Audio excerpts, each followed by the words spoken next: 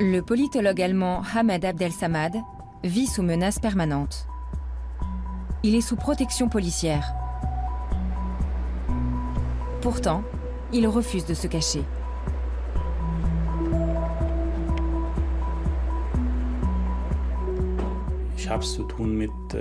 J'ai affaire à la pire sorte de tueurs. Ces hommes ont déjà du sang sur les mains.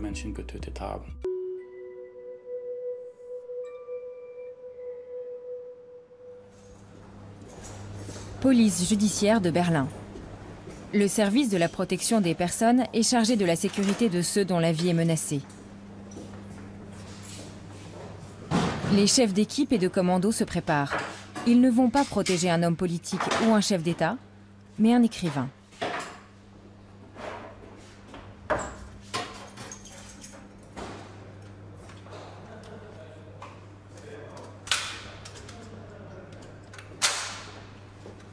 Tout va bien? Ça a l'air d'aller.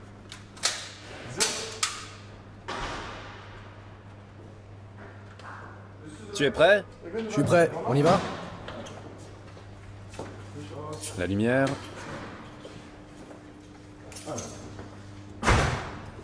Nous ne dévoilerons pas les noms de ces hommes qui sont assignés à la protection de Hamed Abdel-Samad.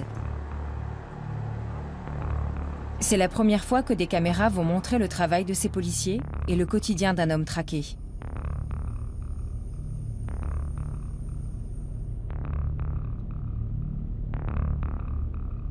L'auteur a prévu de donner une série de conférences dans toute l'Allemagne, à l'occasion de la sortie de son dernier livre. Aujourd'hui, il fait étape dans un hôtel à Hamm, dans l'ouest du pays. Les policiers ont déjà procédé aux vérifications d'usage dans la chambre. Le chef d'équipe donne le feu vert. L'arrivée à l'hôtel est toujours le moment le plus délicat. Le reste du temps, on est généralement dans des endroits sûrs. Notre mission de protection consiste justement à sécuriser ces nouveaux lieux, et c'est là que la tension est la plus forte. Quand j'arrive à l'hôtel, j'entre avec les policiers et mes bagages arrivent plus tard. J'aimerais bien récupérer mes bagages. Au moment de sortir de la voiture, il ne faut pas s'encombrer de quoi que ce soit qui pourrait nous gêner dans l'éventualité d'une situation d'urgence. Si je portais ma valise au moment d'une agression, ce serait problématique.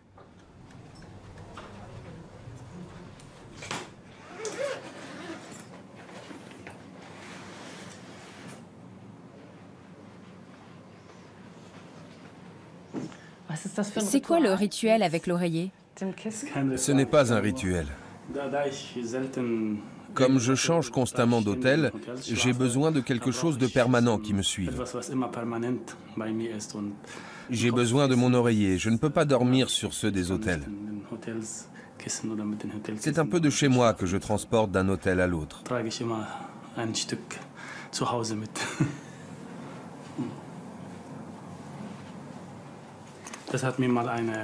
C'est un cadeau que m'a fait une lectrice lors d'une conférence. C'est mon ange gardien, pour qu'il ne m'arrive rien. Je l'ai toujours sur moi.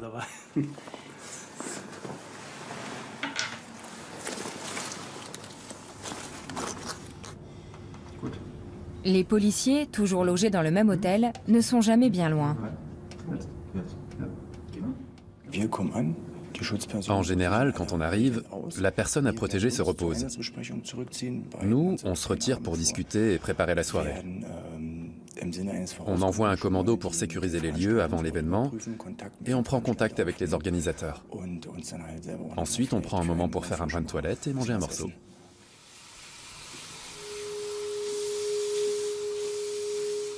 Cela fait des années qu'Hamed n'a plus d'adresse permanente, de vrai chez lui. Une routine, quelle qu'elle soit, pourrait lui coûter la vie.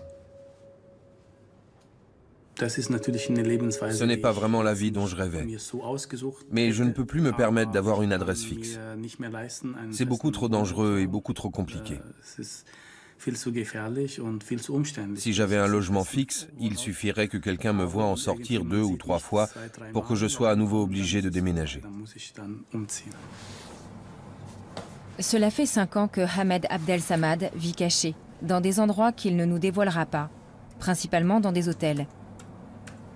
C'est là qu'il continue d'écrire ses livres, et ce, en dépit de toutes les tentatives de le faire taire. Comme de nombreux autres, ma vie est menacée parce que j'ai critiqué l'islam, ou plus exactement l'islam politique.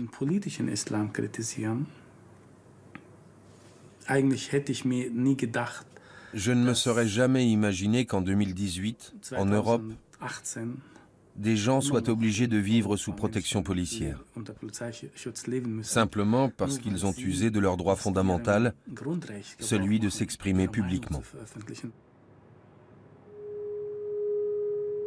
C'est en 2013 que sa vie bascule. À l'époque, Ahmed est politologue et vit en Allemagne depuis près de 20 ans. Il est marié et citoyen allemand. Ce fils d'imam a été élevé dans la religion la plus stricte.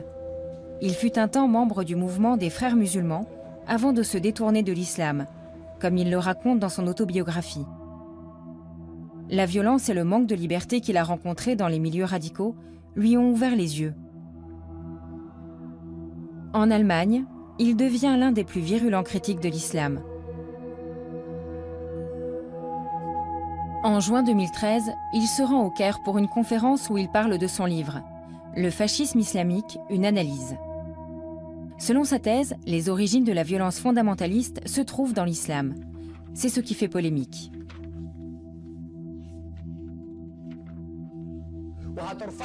Le lendemain, à la télévision, un prédicateur égyptien appelle au meurtre. Une fatwa est lancée sur Internet. Le front du politologue est barré du slogan « Recherché, mort ». Son assassinat est désormais autorisé.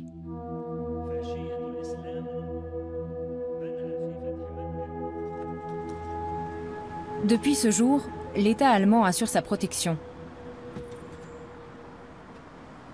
Les menaces dont il fait l'objet sont toujours d'actualité, notamment de la part des salafistes allemands.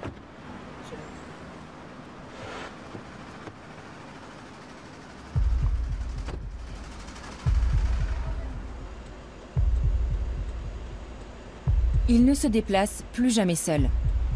Depuis 5 ans, il ne va plus au cinéma, n'assiste plus à aucun concert. Il doit éviter les endroits publics. Il ne circule plus qu'en véhicule blindé. Aujourd'hui, l'événement a lieu dans la petite ville de Ham. La conférence est prévue en dehors de la ville, le cadre semble idyllique. Mais pour le service de protection de Ahmed, il n'existe aucun endroit parfaitement sûr. Il nous est arrivé, dans certaines situations, de faire face à des individus qui voulaient s'en prendre à M. Abdel Samad. C'est pour éviter ça que nous sommes là. Nous avons aussi un rôle dissuasif. Par exemple, nous avons toujours l'air en colère. On s'entraîne pour cela. Nous voulons transmettre le message « n'y pense même pas ». Ceux qui viennent malgré tout se frotter à nous devront en subir les conséquences, et elles ne sont pas agréables. Lorsque Ahmed doit se frayer un chemin dans la foule pour rejoindre l'estrade, la tension est palpable. Une deuxième équipe de policiers surveille l'extérieur du bâtiment.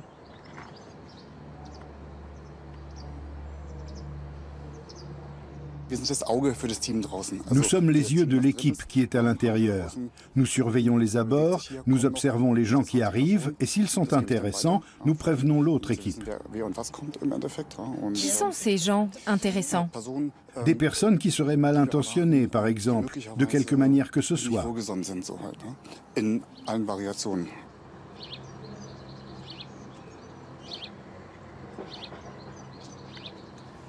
Le lendemain, à l'hôtel.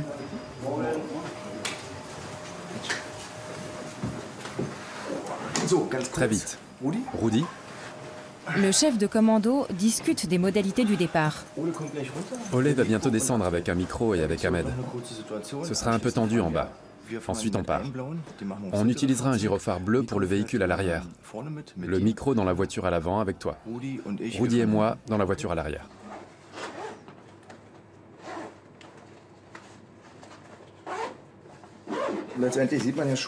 On est aussi préparé à faire face à des urgences médicales. On a de quoi faire un garrot en cas d'hémorragie sur un membre. J'ai une lampe, c'est toujours utile. Il y a plusieurs réglages possibles. J'ai aussi quelques outils de base. Des gants, des pansements, au cas où quelqu'un serait blessé, du ruban adhésif, et c'est tout. Chacun a son propre sac à dos et on l'emmène partout. Toujours s'attendre au pire. Certains policiers accompagnent Hamed depuis 5 ans déjà.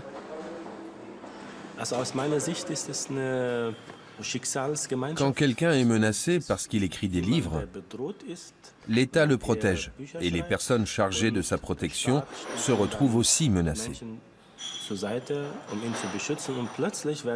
Quand les policiers sont à mes côtés, ils sont forcément en danger.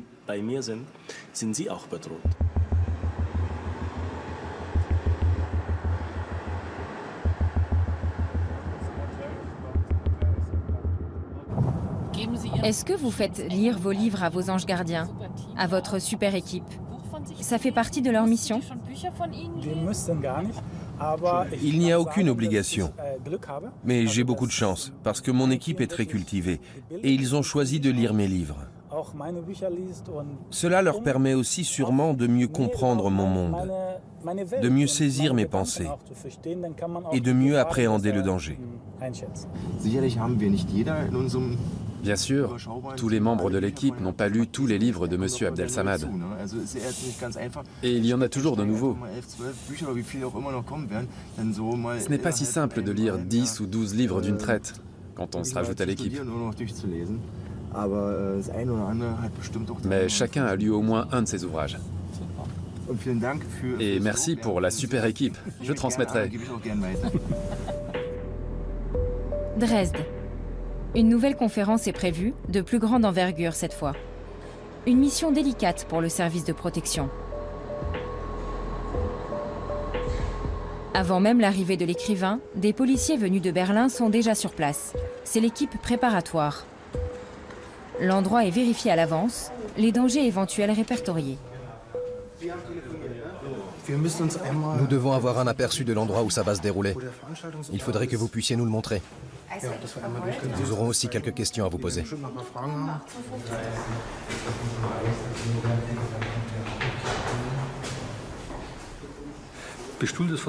Il y a 300 places assises. S'il devait y avoir plus de monde, tout le monde devra être assis.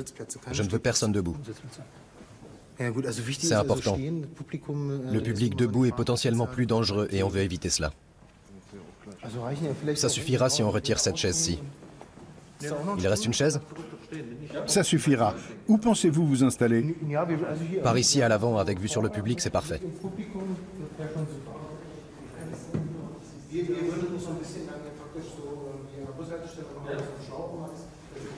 Marcus aussi attend Hamed à Dresde.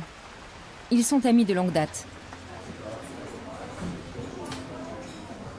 Ils se sont connus lors de leurs études à Augsbourg. Marcus fait partie des rares personnes qui acceptent de rencontrer Hamed en public. Ils ont rendez-vous dans ce café. Il y a toujours un peu d'excitation, parce qu'on ne se voit pas très souvent et on se parle rarement. C'est comme un nouveau début à chaque fois, mais très vite on retrouve notre complicité.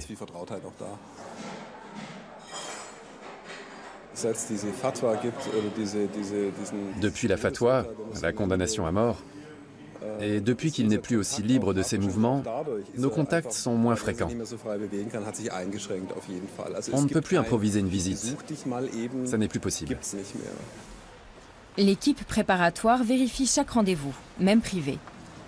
Ils savent que Marcus attend là.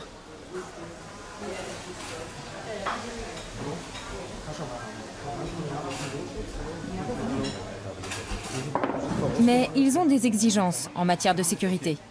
Cette table est trop exposée. Je préférerais que vous vous installiez à l'arrière du café. Ok, pas ici alors. Non, ce serait risqué. On va voir à l'arrière s'il reste une table. Ok. Entre-temps, Hamed est arrivé. Il doit attendre que l'endroit ait été sécurisé avant de pouvoir retrouver Marcus.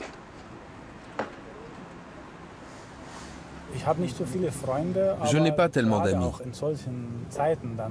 C'est surtout dans les moments difficiles qu'on reconnaît ses vrais amis et qu'on découvre leurs vraies valeurs.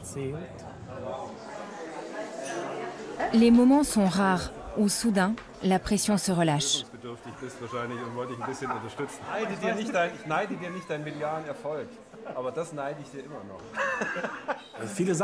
Autrefois, tout était possible. Je pouvais passer la nuit chez lui, je pouvais sauter dans un train pour aller le voir. On partait en Suisse faire de la randonnée. On pouvait se promener dans le centre de Dresde.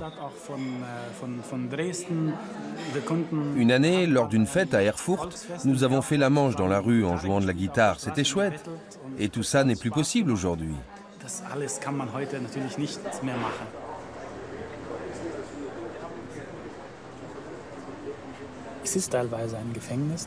Je suis un peu comme en prison parce que mes activités sont extrêmement limitées au quotidien. J'essaie de transcender tout ça pour que le manque de liberté ne m'affecte pas physiquement.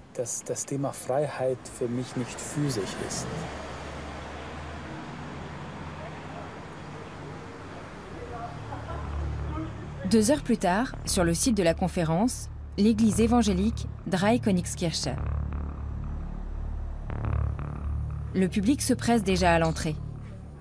Tout le monde est curieux d'entendre le célèbre critique de l'islam parler aujourd'hui d'intégration. Tandis que la salle se remplit, l'écrivain arrive discrètement par une porte arrière.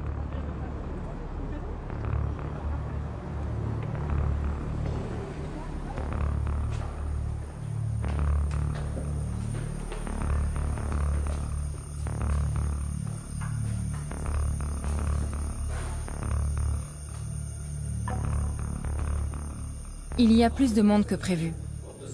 Des policiers se fondent dans le public.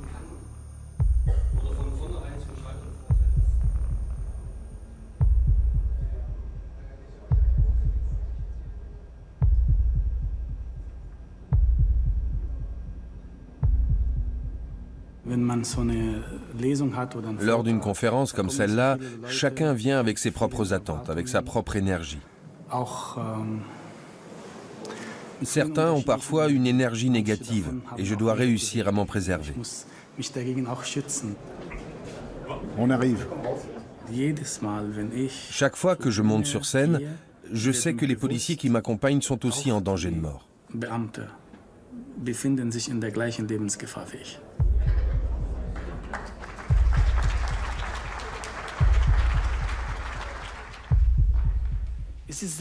Il est très facile et il est nécessaire de dénoncer ce qui ne va pas dans les communautés musulmanes.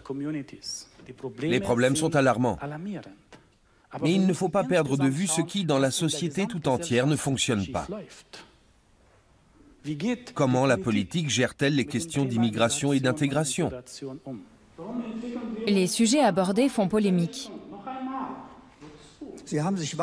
Vous vous êtes bien échauffé en Allemagne. Pourquoi n'entrez-vous pas en politique? Ou pourquoi ne retournez-vous pas en Égypte, prêcher la bonne parole? Ce serait une idée, non? Je suis un citoyen allemand. Je n'ai pas la nationalité égyptienne, il faudra vous y faire.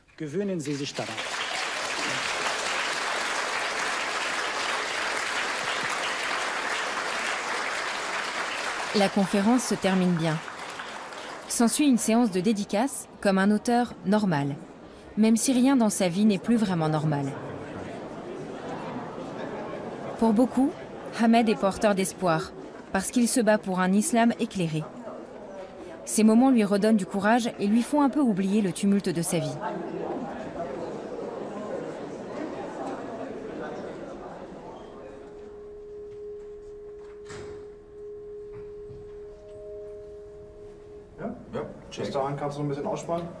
Vérification radio à 18h.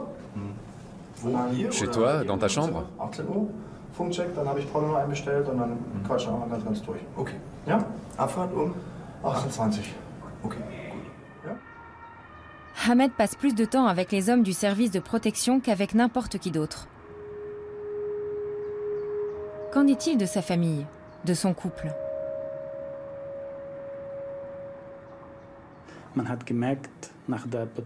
Les gens qui me menaçaient ont vite remarqué que je ne changerais pas d'attitude. Alors ils se sont dit, on va s'en prendre à sa famille.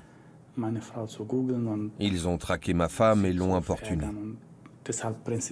C'est pour cette raison que je ne souhaite pas en parler, ni dévoiler où elle se trouve. Personne ne doit savoir.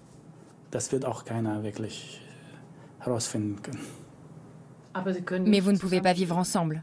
Ça n'est pas possible. Et sa famille en Égypte? Sa mère est âgée. Il espère pouvoir la revoir un jour. Ma mère a peur, c'est normal, elle est loin. Elle m'avait demandé de ne pas publier le livre Le fascisme islamique. Pour la première fois de ma vie, je ne lui ai pas obéi. Ça a été très dur.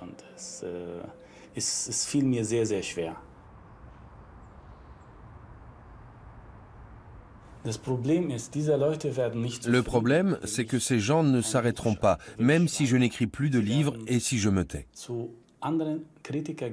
Ils essaieront de faire taire d'autres critiques, moins virulents que moi. C'est la nature même des fondamentalistes. Ils ne veulent entendre qu'un seul son de cloche, le leur, et refusent tout ce qui s'en éloigne.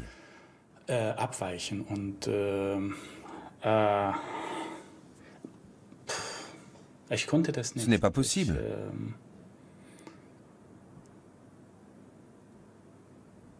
Je ne pouvais pas faire autrement.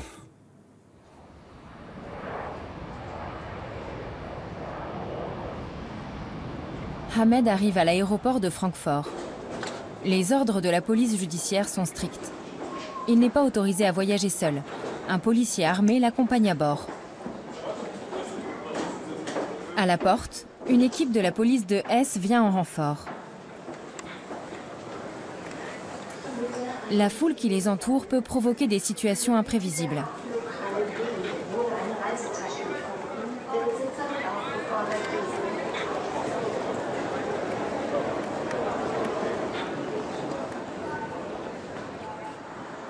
À l'extérieur, au-delà de la zone de sécurité, l'équipe de protection attend près de la voiture. Ils sont prêts à prendre le relais. Quand on s'attarde dans des endroits comme les aéroports, les gens finissent par reconnaître Ahmed. Et ça ne fait pas plaisir à tout le monde. On en a déjà fait l'expérience. Le garde du corps ne perd pas de vue son objectif, ne serait-ce qu'un instant. Ces valises noires contiennent des armes. Les bagages de Ahmed arrivent en dernier.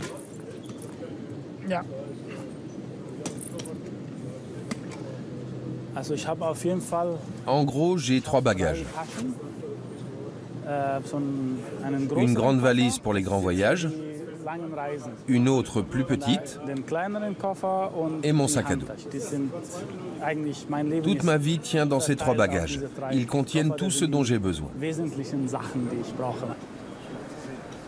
Dès la sortie de l'espace sécurisé, il est à nouveau pris en charge par les mêmes chefs d'équipe et de commando. Vous allez bien? Oui, et vous?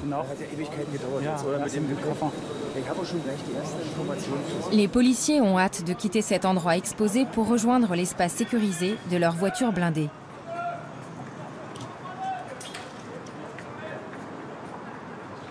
Chaque pas avec Ahmed est source de tension.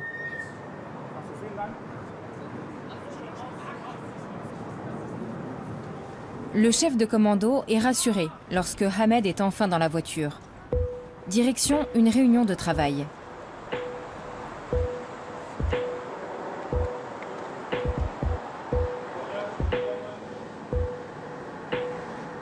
Quelques jours plus tard, à Berlin. Ahmed est invité dans le quartier de Moabit, à la mosquée Ibn Rushd Goethe, la première mosquée progressiste en Europe. Elle est dirigée par une femme, Seyran Atesh, qui, comme Ahmed, vit désormais sous surveillance policière. Comme lui, elle prône un islam éclairé. Dans ce lieu de culte musulman, les femmes peuvent prier à côté des hommes. Elles sont même autorisées à prêcher. Seyran Atesh est à la fois avocate et imam. Bonjour et bienvenue. Comment vas-tu? La même équipe de policiers protège aussi Seyran Atesh. Le brunch rassemble musulmans et non-musulmans. Les mots d'ordre, ouverture et dialogue. La mosquée fonctionne grâce à des dons. On plaisante autour de la chasse aux mécènes. Les millionnaires marocains, les millionnaires turcs, j'ai oublié qui? Les millionnaires égyptiens, tu en connais peut-être? Oui, j'en connais quelques-uns, mais ils me détestent. Je reste persuadée qu'on peut trouver entre le Maroc et l'Indonésie des millionnaires qui trouvent ça bien ce qu'on fait là. À 21 ans, Seyran a déjà échappé à une attaque à main armée. Depuis l'ouverture de la mosquée, elle est à nouveau placée sous surveillance policière. La plupart des gens ont du mal à s'imaginer ce que signifie de vivre sous surveillance policière. Pour eux, c'est une limitation extrême des libertés. Moi, je vois ça différemment. Pour moi, c'est la porte ouverte à une nouvelle liberté. Le pays nous protège pour que nous puissions faire notre travail correctement.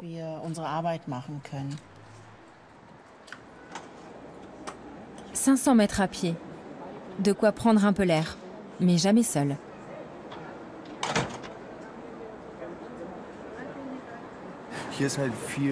Il y a beaucoup de mouvements ici. Beaucoup de cyclistes sur le trottoir, beaucoup de circulation et de cafés. Là, on passe sous un balcon.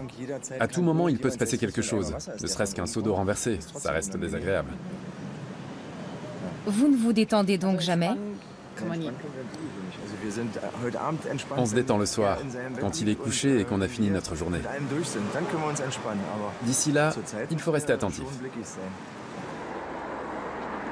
L'absurdité de la situation n'échappe pas aux deux principaux concernés.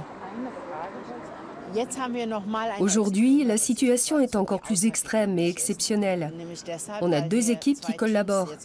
Quand on se retrouve tous les deux, il y a au minimum 10 personnes autour de nous. Quand je vois ça, je me dis qu'on a suffisamment de personnes armées autour de nous pour prendre le quartier d'assaut et en faire un califat progressiste.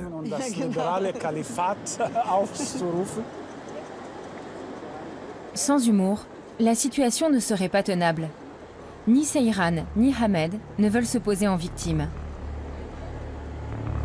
La tournée continue. Un autre hôtel, une autre ville, Hambourg. Les policiers passent les premiers, comme d'habitude. On fait le tour de la chambre et on vérifie que personne ne s'y cache. Vraiment. Ça a déjà été vérifié, mais on y retourne pour s'assurer que personne n'est entré entre-temps. Dès que le collègue donne le feu vert, Ils recherchent d'éventuels explosifs ou un agresseur caché.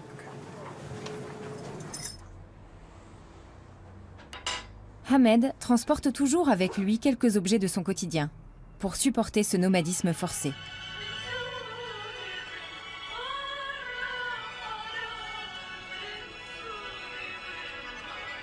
Vivre avec la menace lui a demandé un gros travail personnel.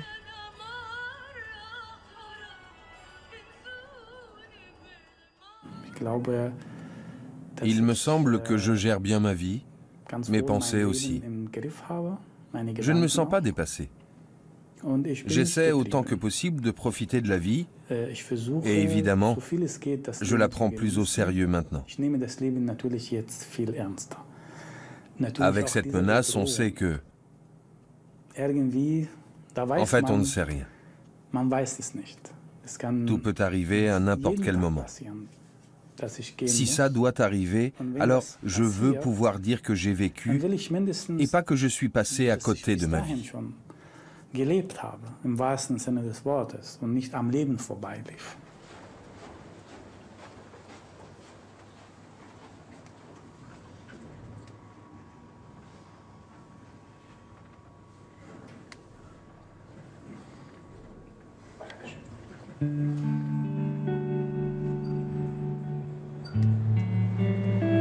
Prisonnier de la situation, mais libre de ses paroles, Hamed Abdel Samad sait ce qu'il doit à ses anges gardiens.